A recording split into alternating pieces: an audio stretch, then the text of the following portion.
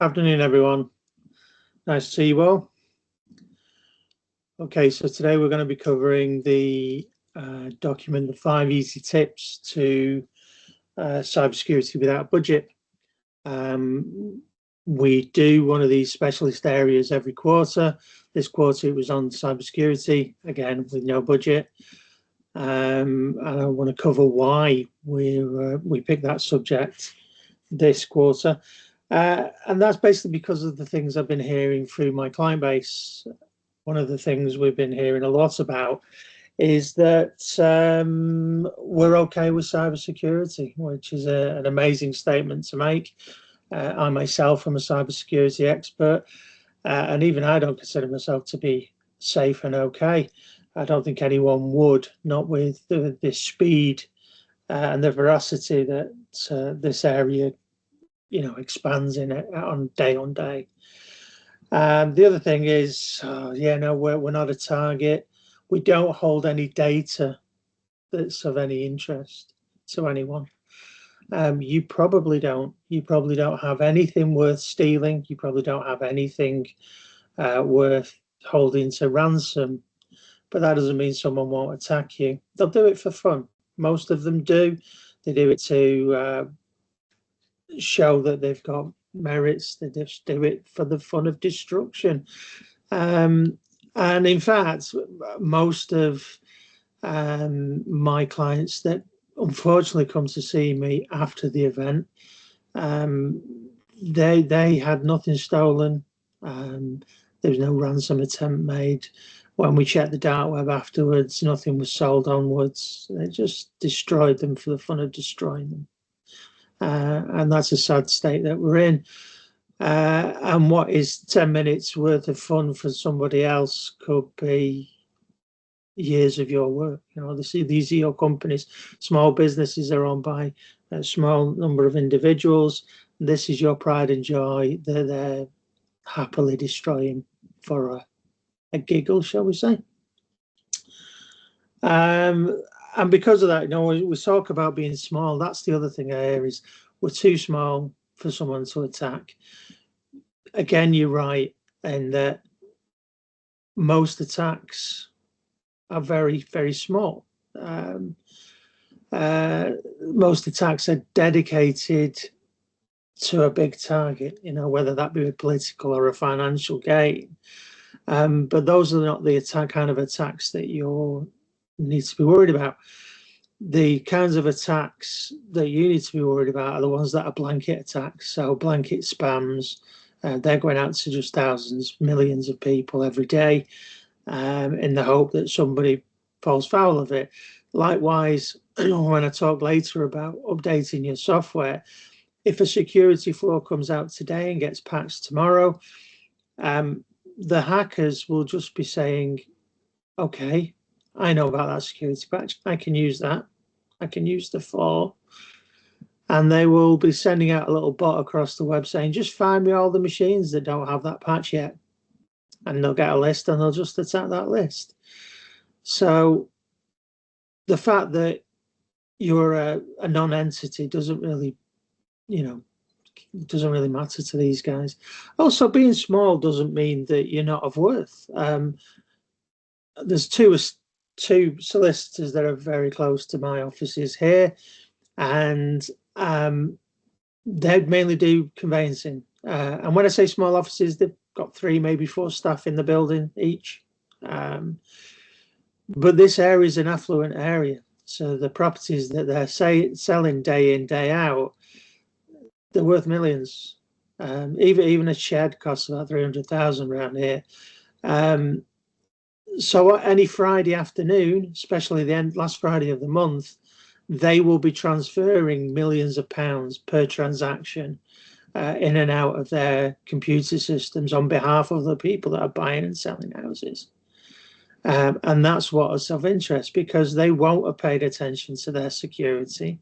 There will be an easy mark because they're overworked and understaffed, and they only have to grab a couple of those transactions. We've seen great cases of that, whereby there's one-man bands are just doing a bit of conveyancing transactions, and they just do a little sneaky move and they get them to accidentally transfer that money into their account. Now, the problem we have, and another problem I'm hearing a lot of at the moment, is we've got cyber insurance. That's great. That means that any money you lose, they'll cover. But a few years ago, there was a solicitor, a small solicitor, very, very popular, had a lot of clients, and she misplaced just one transaction. The cons got in there, transposed the bank account, and she sent only 172,000 only to the wrong bank account. Immediately saw a mistake. The banks covered the loss, so the client didn't lose any money. However, the Law Society shut her down. They just went, you're clearly not using due diligence, you're not being careful enough, you're done. They took all the clients off and passed them off to other solicitors. So your regulators may shut you down even though there's no significant loss anywhere, just because you're not towing the line, you're a liability. And your clients, who may be bigger companies, will not like the fact that you dropped the ball and that you are a risk, because due to current legislation changes, they're responsible for your actions. So if they pass you data from their clients because you're doing a task for them and you lose it, it's on them. They're the ones that get fined. So a lot of my clients come to me at the moment just saying we're being asked for an awful lot from our suppliers, but we can't afford to turn their work away. Okay, so that's why we did this month. And what did this cover? What I covered with my 5 essential tips, 6 tips, if you actually read the document, was to try and get you at a Cyber Essentials level. Cyber Essentials, you'll have seen on lots of people's websites. It is relatively easy to get because it is just essentials. It's the basics of cybersecurity. If you can't get Cyber Essentials, you shouldn't be in business, because it is the essentials. It's what the government say you should be doing it as a basic. And if you can illustrate that you're doing those things, you get the Cyber Essentials. It's as simple as that. So everyone should really be in a position to be able to do it. And in a couple of books that I've contributed to or written, you'll see that my big sort of bugbear is don't be the lowest hanging fruit. Is hackers are relatively lazy, so they'll go after the lowest hanging fruit. If you're not covering your basics, you're a target just because you're not covering your basics.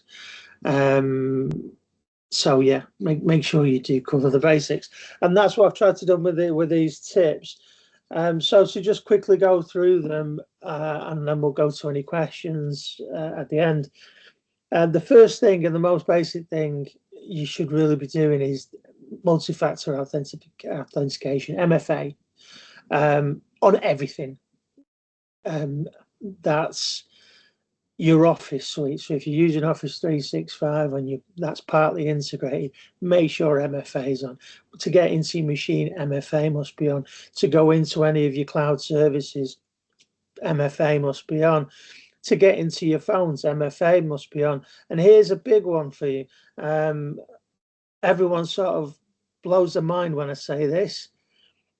On your phone, you've got MFA most likely, especially if you've got an iPhone to get in. That'd be face recognition or fingerprint on the button.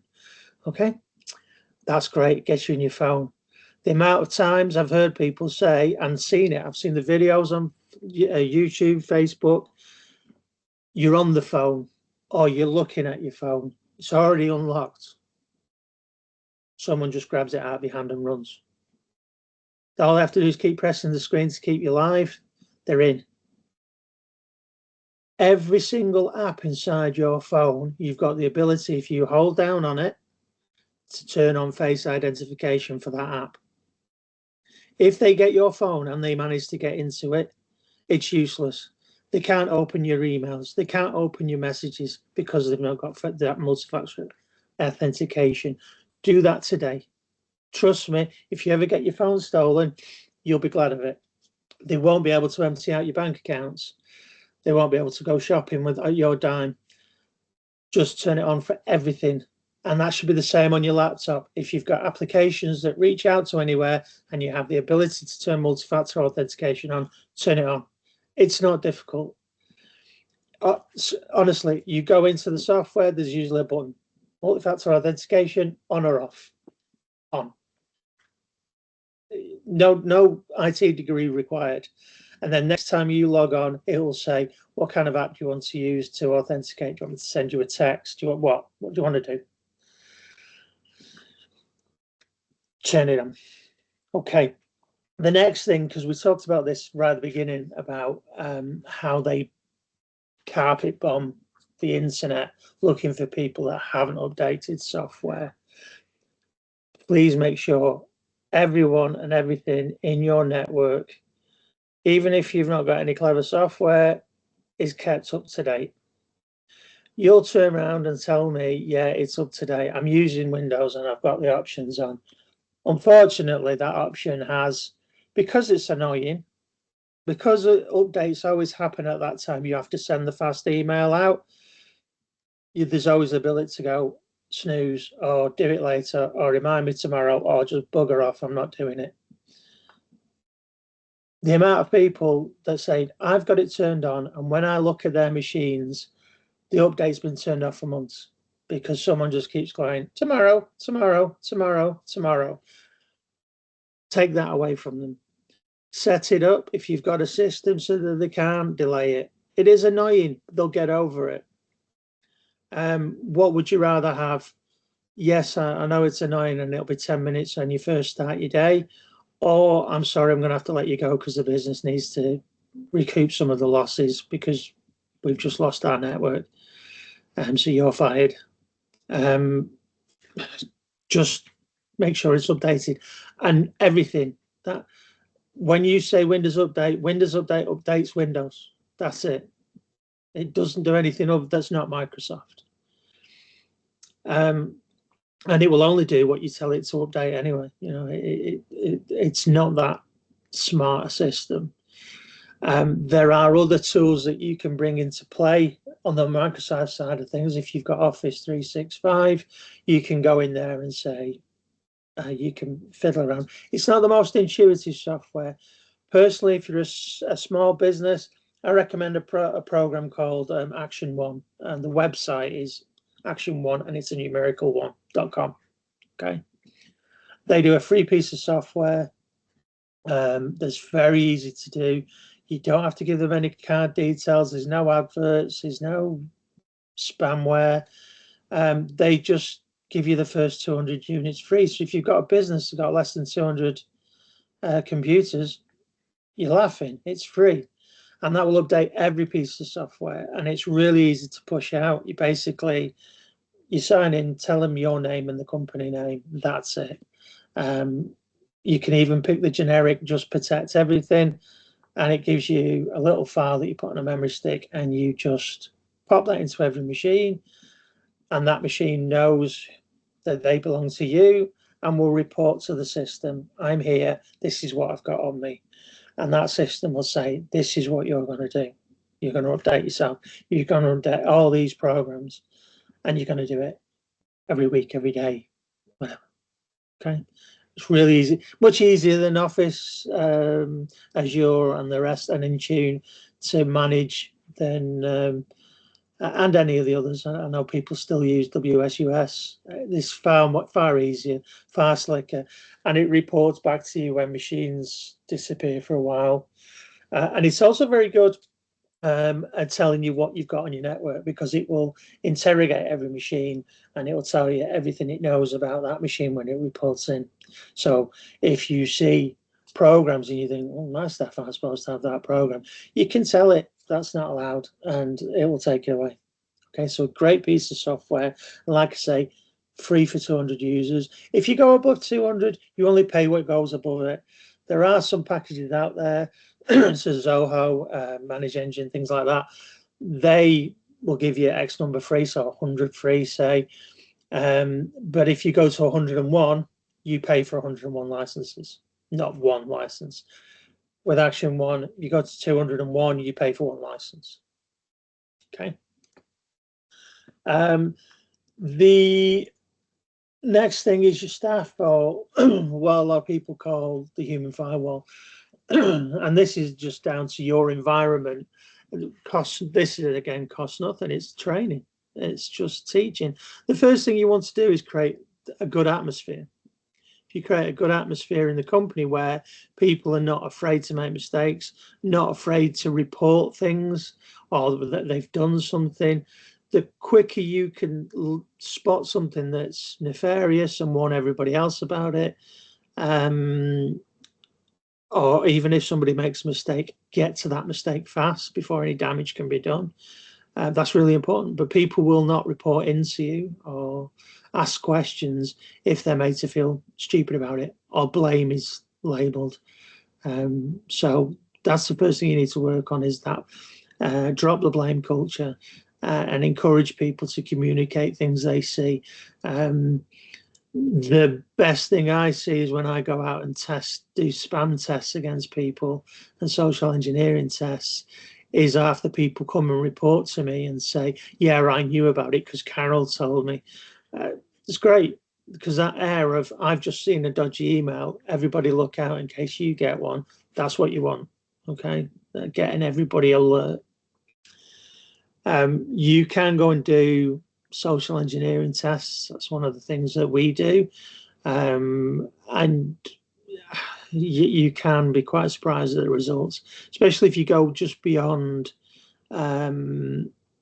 the standard spam tests, trying to infiltrate buildings, trying to trick people, getting on the phone, targeting individuals, so targeting people on your board.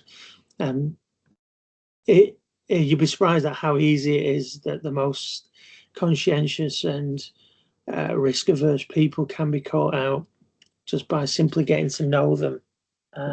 You can trick them. So the more you can train, the better. And again, on this element of being free and cheap, there's quite a few companies out there that will give you tests. Google have a spam or a phishing test. KnowBe4 is a good company. They do education pieces. They do lots of education videos.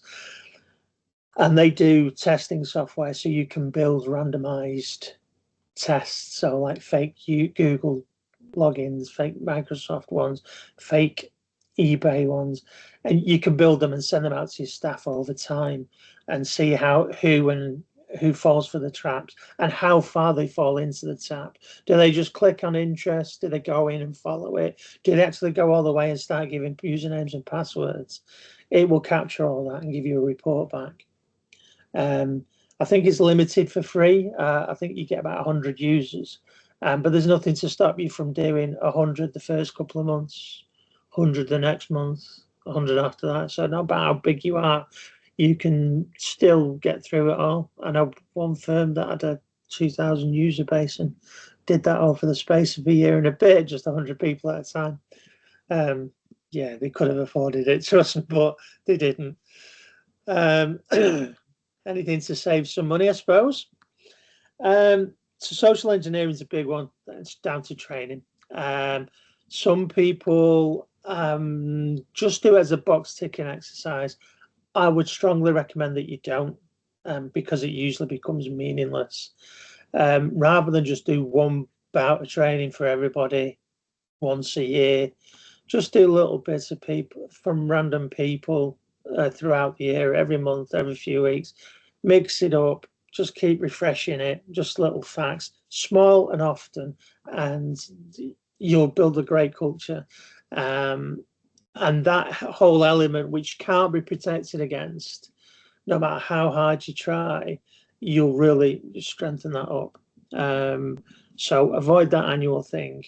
It's no good.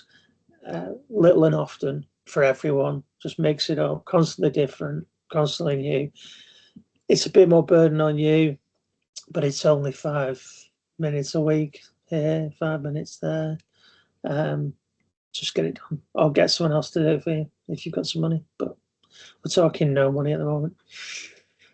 The next thing is access control, or in general, let's just call it housekeeping, shall we?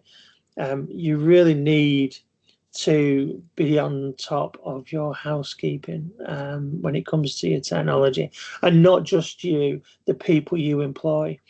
So first of all, let's just talk about the housekeeping, because I was approached several times, shall we say, but the one I'm thinking of was some logistics company out in Norway, I think it was. And they had a suspicion, I don't know how they got to the suspicion, that their MSP, their people that looked after their social engineering, were not doing their jobs. They weren't tidying up, and that accounts weren't being done, security wasn't being tightened up. So they asked me to do an audit of the MSP and their settings. So I went in, and they were right. These guys had said we do this every week, we do this every month, we do this every quarter, we do this every year. Hadn't done any of it. They were just collecting the money, and it was just going on. They had old user accounts that were years old. So they clearly wasn't doing the housekeeping. Now, if you keep old user accounts still active, especially if a user leaves under stormy weather, shall we say, or is a bit disgruntled, why wouldn't they just throw a spanner in the work, or just do something a bit embarrassing for you? Your accounts need to be cleaned up. And not only that, is if they're not changing the password, they're not changing the security, they might get lax and that leaks. It's a forgotten account, and it's how hackers get in if they do want to do a strategic one. So housekeeping on your accounts, email accounts, folders, rights, policies. That's the first thing you should be doing, and you should be checking that your MSP does that. If you don't know how to, get someone in to do it. Phone me, I'm quite happily interrogate your MSP for you. But make sure that's getting done either by your internal team, by you, or by your MSP. That job needs to be done, and it needs to be done all the time, constantly, without fail. The other thing is the rights element of this. Don't give people rights they don't need. You'll have heard of this when you see all these posts on LinkedIn, and people are talking about zero trust. That's what we need. Is when you have something, your default position is no one's allowed to see it. So something new goes in, whether it be a system, whether it be a folder, the starting position is no one gets to see that. You earn the right, then you get the right. So you should only ever be able to open, use, and look at things you are supposed to look at. It's not everyone can see it. So everyone shouldn't be able to see the payroll. I guarantee that probably is one area you have got locked down. But then why should everyone see marketing? Why should everyone see technical engineering diagrams? Why should everyone see your client list? They don't need to see it. They shouldn't be able to see it. They shouldn't be able to access it. Just because a piece of software says that user has to have administration rights on their machine, no, they shouldn't. That software is wrong. It's buggy. It needs to be fixed. Go and get the company to fix the software so that it will work without administrative rights, because people shouldn't have administration rights to their machines.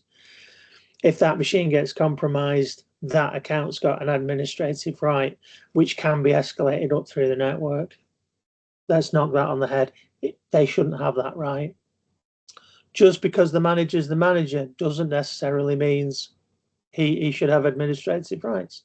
Is he going to be fixing the server? No. So he shouldn't have administrative rights to the server just because he's the boss and he bought it. Doesn't work that way. reduce your risk surface by making sure accounts only have access to what they should have access to.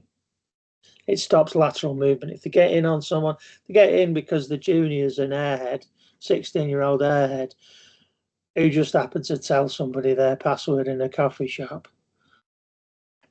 The worst they should be able to do is see the coffee orders for that week. You know, they shouldn't be able to get into the accounts and everything else. Okay. As well as that, and it comes on to knowing your environment, get rid of stuff you're not using. If you've got old software, get rid of it. Anything that shouldn't be there, tidy it up, get rid of it. Yeah. It'll save you money, and it's one less thing you've got to secure every day, every week. Okay. Backups. You should have a good backup policy. That doesn't mean it's a fancy piece of software with 15 points of recovery and in cloud and secondary sites and a failover site inside a Russian silo. It can be whatever you want it to be. It could be just that you've copied everything onto a disk and you take it home every night, but it has to be secure. It has to be that if worse comes to worse, you can recover everything you've got, okay? And you need to test it. And it doesn't have to be expensive. If you feel it's too expensive, pick up the phone, give me a call, and I'll tell you if it is or isn't. I had a client, a brand new client, actually saw them for the first time last week. We were looking at something else for them. I was looking at a contract negotiation for them, but I did just happen to look at, because it's one of the things I always look at, is the backups. They had a fantastic system or a process that they were following. However, it was costing them £3,000 a month to run, and there's only a small organisation. We're talking like 80 users, I think it was. £36,000 a year. I could employ someone to sit and copy everything day on day and take it home with them for that. But they're paying £36,000 for this schema that they'd built, and it was a nice schema. It was great. I showed them another way of doing it that cost £2,000 per year. So they were paying for a year less than what they pay for 1 month. And it does exactly the same thing, just using slightly different services, because they were spoon-fed that solution by an external party, their MSP. And you could get the same results using a different method, but they don't take a big cheesy slice out of that. So doesn't mean you can have great solutions, doesn't mean you have to pay huge amounts of money for it. The other thing was that MSP nor them ever tested that backup. That's something you should be doing on a regular basis. When you go and speak to your MSP, they'll say, oh yeah, I'll check it every year. Oh no, you should be checking it every quarter at a bare minimum. Once a year, no, every quarter. It should just have a quick test. And not just restoring a file, because that always works, because you'll find you do that on a regular basis, but just take a server and see if you can rebuild that server quickly and how quickly you can do it, because that's your window of recovery. And if that's not a comfortable window of recovery, say it takes 2 days to recover that server, if you can't go 2 days without your systems, without really feeling the pinch, then you need to look at a new solution, because you've tested it and you think, I can't live with that. Okay. The one thing I didn't cover in the documents was firewalls. There are lots of solutions out there. Some with money, some will come. You'll have a firewall on your router. You'll have firewalls on your servers and in your workstations. So at a bare minimum, you can do it for free. I'd probably recommend spending some money on a firewall, which is why I didn't put it in the total no budget solution, but it can be done. Yeah. Okay. One thing I will say is make sure you configure it correctly. Get some expert opinion if you're not sure. That's the bugbear when it comes to firewalls, is they do need to be set up. And this is the thing I find really upsetting with vendors is vendors will come to you and say, how do you want it set up? Now, I'm going to hazard a guess that there's not many of you out there that know how your firewall should be configured. You probably even don't know, you don't even know what it does. It's a bit like asking somebody, how do you want your engine fine tuning? Oh, I just want it to go brum brum when I push the pedal, please. It go fast. I don't know. We don't know the answer to that. In fact, when I deal with other IT managers and I speak to them about firewalls, they don't know about firewalls. Not really. 9 times out of 10, they will say, just copy what we've already got. They don't even know whether what they've got was right, but we copied that from the one before, and the one before, and the one before. We just keep putting the same settings on. That's not a great solution. It really isn't. I often intercede with the vendors and I say, you set it up the way you would set it up inside your own organization. Turn everything on, make everything iron tight. Then let's see what doesn't work. And then gently ease the controls. A few examples I have been into, more than a handful of companies whereby I've got to say most of these companies were law firms as well. It may be something to do with the type of people that own those businesses. Lots of firewalls, and basically they're wide open. And when I've quizzed the people that set it up, they went, well, we set it up nice and tight, but then something didn't work. His favorite website didn't work, or his gambling website didn't work. So we relaxed it a bit, and then something else didn't work, so we relaxed it a bit more. And in the end, he or she lost their temper. It's never a she. And went, no, just turn everything off, and I'll turn on what I want later. And that firewall is basically doing nothing. It's just a door flapping in the wind. I see that a lot, and that's how it got there, was because there wasn't some testing, there wasn't some fine tuning, and there wasn't some understanding that no, you can't have that because that's a massive risk. So that's not going to work in here. If you want to do that, do it at home. So get someone who knows what they're doing to do the firewall. Another reason why you should do this, and okay, you spend some money on it, but you spend some money on it and it works. I went to a firm a few years ago and they were bragging about their really expensive Cisco firewall that cost them something like £25,000 or something. I wasn't there to look at that. I was there to look at something else. But in passing, I just said, you know, your firewall's not actually plugged into your network. Don't be ridiculous. Of course it is. No, it's not. And what had seemed to have happened, they had an internal IT team. However, the company had come to install it and they said, we'll configure it for you as well. It'll be 2 days and it'll cost you £3,000. Now, we'll configure it ourselves. We know what we're doing. We'll configure it ourselves.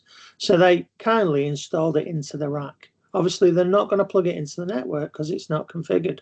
That would be irresponsible to plug an unconfigured firewall into a network. So they just left it there. However, the IT team thought that they were going to, because they'd put it in the rack, that they were going to configure it now because we're too cheap to pay that money. So for a year and a half, no one had actually configured that firewall and plugged it into the network. Yeah, so good investment there. So don't do that. Is my only good advice on that. Either pay for it or do the work, but don't have such a bad communication that you don't do either. The last thing is about knowledge. I think I called it in the document, knowledge is power. And that's knowing your environment. and this is a security thing, but it's also another way to save a lot of money when it comes to your IT budget, is know what you have in your environment, know what you have on your machines, know what software packages you have and what they are capable of. Now, you can do this yourself by an audit, just get in there and have a good look at everything you've got, or your IT team if you've got one. That Action 1 will do a lot of this for you. It will tell you all the software that's on there. On every machine that it meets, it will interrogate it and give you a list of every piece of software that's on there. But know what you've got, yeah, because that's what you've got to protect. So if you don't know it's there, you don't know to protect it. That's the basic principle of that. But also what I find is that we often buy software applications to do a specific goal. So I need to do this. This package does that. Now, we often pay maintenance contracts on these pieces of software or licenses or subscriptions, and they don't just take money for nothing, these people. They evolve these programs, and what they do is they'll add features in that are closely related in that arena that they work in. But in doing so, they now add in a functionality that you previously bought a tool for to do and are still paying for.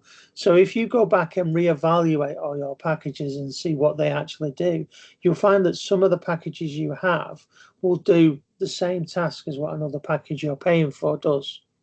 And that's where we start to consolidate. We call it consolidating your software portfolio. And what we could do is we often have the number of software you're using. Your software's talking to each other quicker because it's inside the same application. We can do more with your software.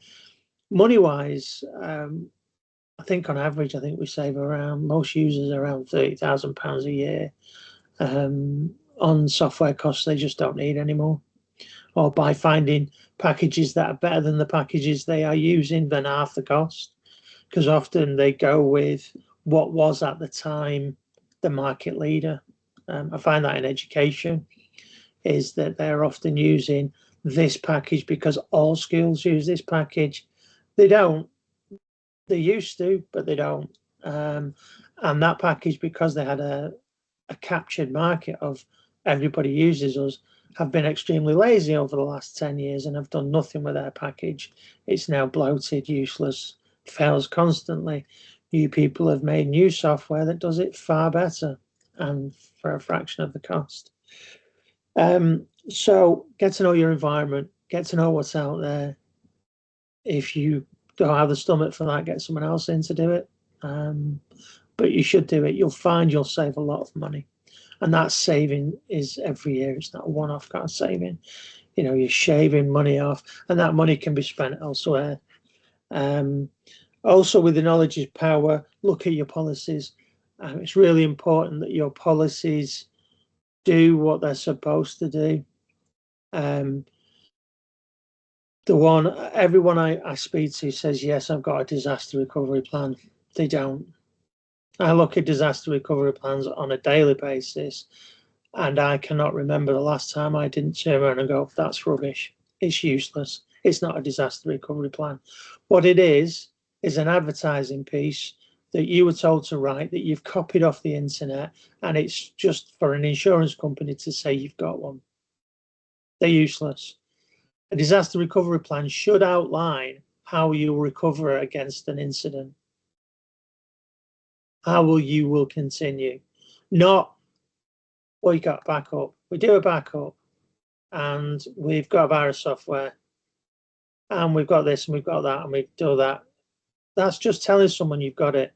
It's not useful for anyone to recover. So when that bomb takes out your IT manager, who wrote that for you, he didn't write it, he copied it off the internet. Who's going to, where is that backup? How do you recover from that with that backup? Who are the people you'd contact? Your plans are usually rubbish. If you look at that and go, I could not cover for my IT guy, then that policy is no good. And it's also not enough. Disaster recovery plan is not enough. A lot of insurers, a lot of big clients that you might have to deal with, and you want the business of, they want cybersecurity incident plans, which is a bit like a disaster recovery plan, but about cybersecurity. What you're going to do during an incident, what everyone's role is, what they will say, what they will do, how they'll do it, when they do it. It's all outlined in there, and people want to see that you've got that done. The reason these documents exist is that during a disaster, during a cyber incident, we're panicking. I don't know many people, apart from myself, that can think straight during a time of crisis. We don't think straight. We panic. We run around like headless chickens. That plan is for those individuals so they know what they should be doing without having to think. It just slaps them in the face and says, sure, this is what you need to do right now. And when you've done that, you're going to do this. And we're going to get through this together. That's what your plans should be. Now look at your plans. Do they seem to be like that? No. Get them rewritten. Go and ask an expert. Ask me. Tell your IT guy to do his job properly. If you've got an IT guy and all he's done is taken a template off the internet, get him to produce a document that looks like that. That is a panic plan as to what to do during an event. That's what it should be. And the third one, again, that people don't, is a business continuance plan. Your continuance plan is not like a disaster recovery. Disaster recovery is to something stop business as normal. How do we get business as normal going again? Okay. A business continuance is something will impact our business. How do we survive? Now that could be that all your business is around one big client. I know a construction firm that's close to me. I did some work with them, and they had a few little clients, but one massive brewery or entertainment chain was their entire portfolio. 95% of their work came from this one organisation. They went belly up. Imagine you losing 95% of your clients overnight. Where was their plan for what happens if something happens to them? If your clients are all in one vertical and legislation's on the horizon that might impact that, how's it going to impact you? How are you going to stay around it? Great example. Just recently, all that chaos in the airports. It was software for automatic checking in. It went down. It wasn't any fault of the airports. It was a software company. They dropped the ball. It didn't work. Where was the plan for that company, for that airport? What happens if that doesn't work tomorrow? What would we do? Well, it's dead simple. We just fall back to just how we used to do it. Just about 12 months ago, we all used to just have people queue up and hand the bag and the tickets over to a pretty looking lady at the front and she'd get it processed. That's what we used to do. So that's the fallback plan.